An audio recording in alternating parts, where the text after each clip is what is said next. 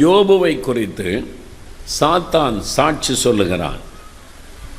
யோபுவை ஆண்டவர் எப்படி ஆசீர்வதித்து வைத்திருக்கிறார் என்பதற்கு சாத்தான் ஒரு சாட்சி கொடுக்கிறான். ஆண்டவரிடத்தில் சொல்கிறான், நீர் அவனை வேலி அடைத்து பாதுகாக்கிறீர்.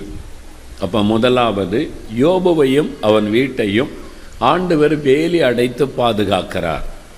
நீங்கள் எப்போ ரட்சிக்கப்பட்டு ஆண்டவரோடு உடன்படிக்கை பண்ணி அவருடைய குடும்பத்துக்குள்ளே இயேசுவின் பிள்ளையாக வந்துட்டீங்களோ, உங்களை சுற்றிலும் பரலோகம் ஒரு வேலி வைக்கிறது. அல்லேலூயா, அல்லேலூயா. பரலோகம் உங்களை சுற்றிலும் ஒரு வேலி வைத்து விடுகிறார். ஆமென். அதுக்குள்ளே வேறு யாரும் தொட முடியாது.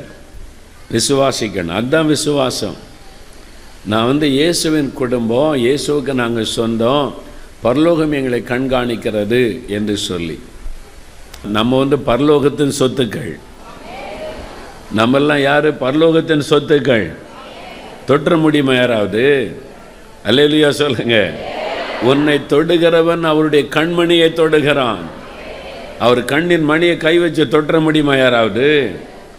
நீங்கள் அதை விசுவாசிக்கணும். அல்லேலூயா சொல்லுங்க.